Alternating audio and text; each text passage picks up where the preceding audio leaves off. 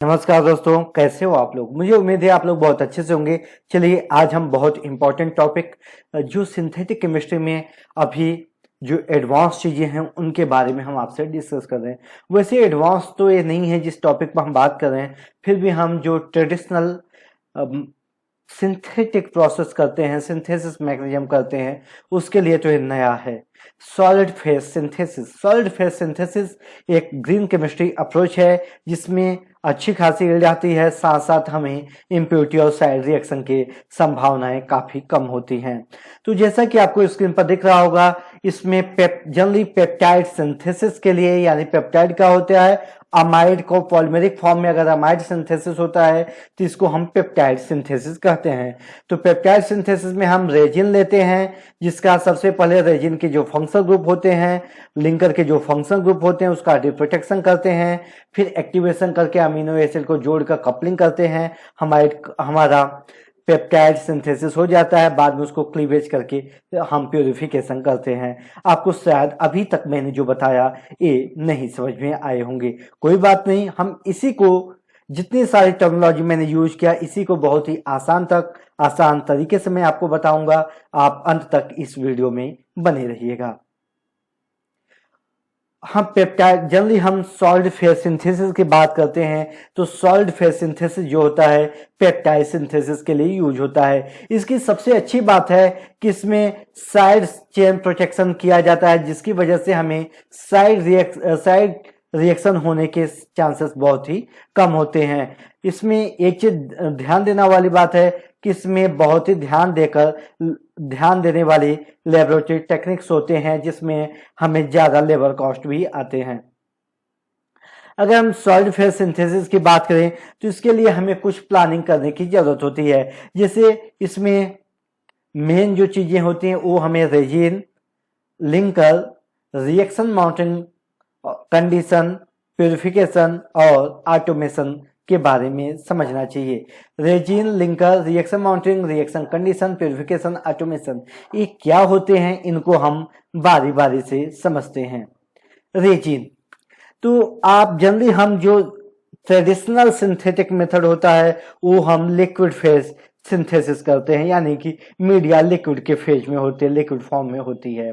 हम लिक्विड की जगह सॉलिड सपोर्ट का यूज करते हैं, जिसमें एक सॉलिड सरफेस होता है जिसमें रिएजेंट और रिएक्टेंट को हम कंबाइन करते हैं, जो सॉलिड सपोर्ट दोनों को बाइंड करके रिएक्शन करवाता है और उसके बाद उसको रिलीज कर देता है, हमारा प्रोडक्ट बन जाता है। तो जो मेन सॉलिड सपोर्ट होता है उसको हम रेजिन कहते हैं। ओवरऑल वैसे रेजिन की बात केमिस्ट्री की टर्म में किया जाए तो ऐसे मॉलिक्यूल्स या ऐसे पॉलीमेरिक फॉर्म होते हैं जो अपना फॉर्म आसानी से चेंज कर सके, वे रेजिन कहलाते हैं। ठीक है, हम यहां पर आगे समझेंगे।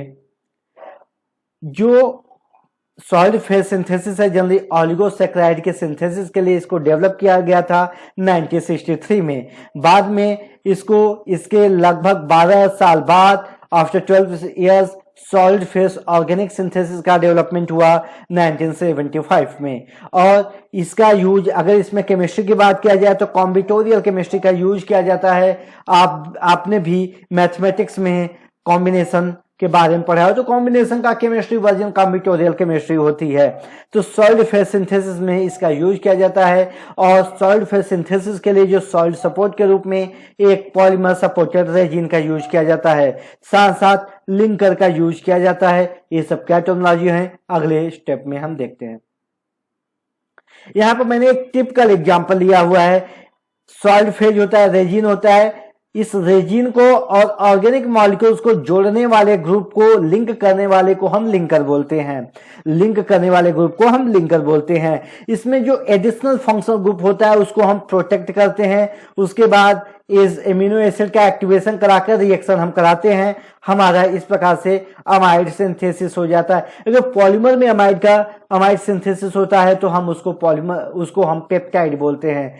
तो peptide synthesis, linker, solid phase, बाद में हम लिंकर को अलग कर लेते हैं, सॉलिड फेज को अलग कर लेते हैं। इसको final D protection and cleavage process बोलते हैं।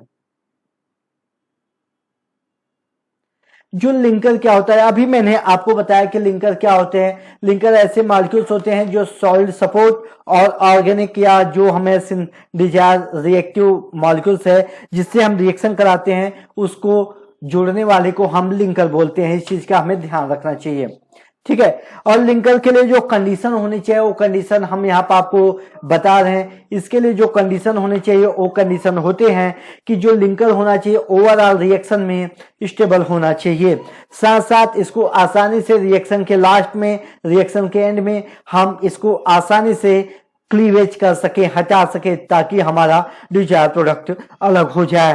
ये रीयूजेबल हो सके।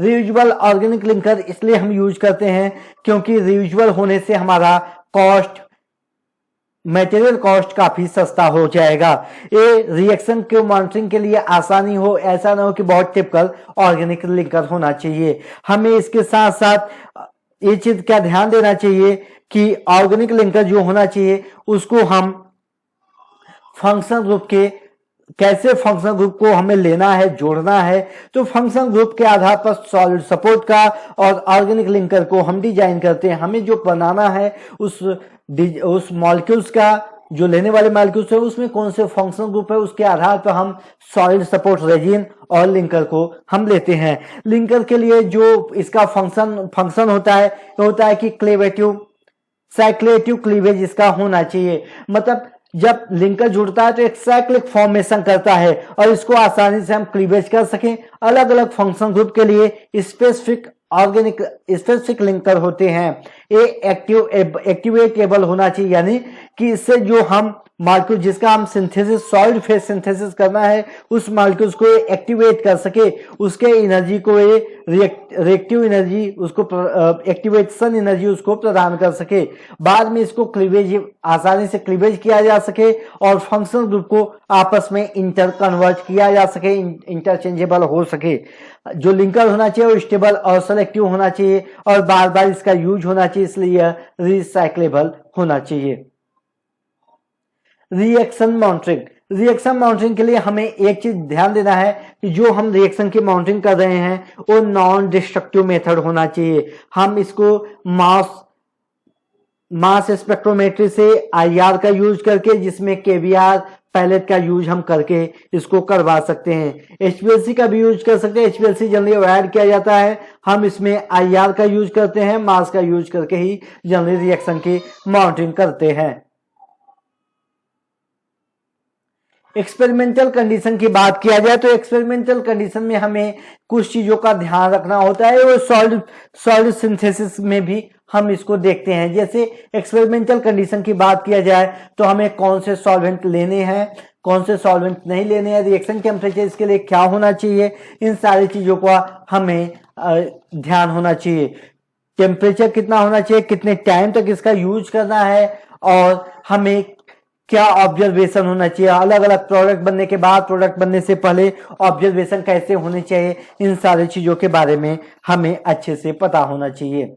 वॉशिंग के लिए हम जो सॉल्वेंट यूज करते हैं, टीएचएफ का यूज करते हैं, एसीटोनाइट्राइल का यूज करते हैं। जनरली इन दोनों का, एसीटोनाइट्राइल का तो बहुत ज्यादा यूज होता है, ठीक है। तो इस चीज को हमें एक एप्रोप्रिएट सॉल्वेंट यूज करना पड़ेगा। ये हम सॉल्वेंट के बारे में, जैसा मैंने अपने पिछले वीडियोज में भी आपके साथ, पिछले वेबिनार में भी आपके साथ साझा किया कि हमें जो सॉल्वेंट यहाँ पर लेना है वो सॉल्वेंट फंक्शनल ग्रुप के अकॉर्डिंग लेना है। वॉशिंग सॉल्वेंट भी हमें फंक्शनल ग्रुप, रेजिन और लिंकर के आधार पर डिसाइड करना चाहिए। प्यूरिफिकेशन मेथड, प्यूरिफिकेशन के लिए हमें ये ध्यान देना चाहिए कि ऐसा प्यूरिफिकेशन मेथड, ऐसा सॉल्वेंट, ऐसा प्यूरिफायर यूज करना चाहिए जो बहुत ही जल्दी प्यूरिफाई कर सके और इसका कोई साइड इफेक्ट ना हो सके, यील्ड लॉस कम से कम इससे होना चाहिए।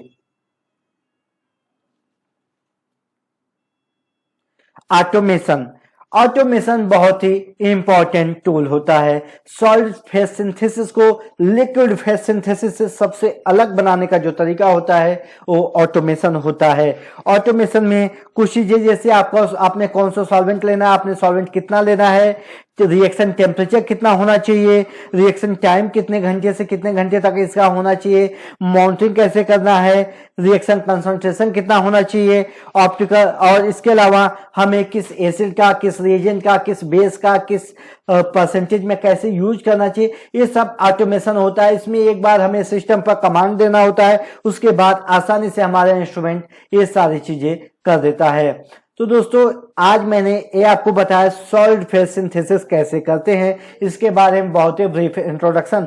अभी मार्केट में कुछ प्रोडक्ट जितने भी हमारे न्यूरोमस्कुलर से संबंधित आ रहे हैं, हमारे रीढ़ की हड्डियों से संबंधित, जेनेटिक डिसऑर्डर से संबंधित जितने भी मेडिसिन, ड्रग्स, एपीआई का डेवलपमेंट हो रहा है, सारे न्यूक्लियोटाइड्स होते हैं, सारे ऑलिगोमर्स होते हैं, ऑलिगोसैकेराइड्स होते हैं। तो ऑलिगोसैकेराइड के सिंथेसिस के लिए सबसे अच्छा मेथड माना जाता है solid phase synthesis. Solid phase synthesis आप किसी भी लेबोरेटरी में काम कर रहे हैं, इसका कोई मतलब नहीं, हमें ये सीखना पड़ेगा, क्योंकि हमारे फ्यूचर की जरूरत है, इस ह्यूमैनिटी की जरूरत है, हमारे फार्मा इंडस्ट्री की, और आगे नया ग्रोथ करने के लिए, ग्रीन केमिस्ट्री के अप्रोच को समझने के लिए हमें सॉलिड फेज सिंथेसिस को समझना ही पड़ेगा। तो दोस्तों हम अपने दूसरे वीडियो में, दूसरे वेबिनार में, दूसरे टॉपिक में, किसी दूसरे नए सब्जेक्ट पर आपसे चर्चा करेंगे। आपको आज का हमारा वीडियो कैसा लगा, हमारे एपिसोड कैसा लगा? अगर कोई सजेशन देना हो, कोई चीजें पसंद नहीं हो आई हो, कोई चीजें आपको मॉडिफिकेशन की जरूरत हो, तो आप मुझे जरूर बताएं, कमेंट बॉक्स में कमेंट करके हमें जरूर बताएं। ठीक है, चलिए मिलते हैं नेक्स्ट वीडियो में। तब तक अपना ख्याल रखिएगा और केमिस्ट्री के साथ जुड़े रहिएगा।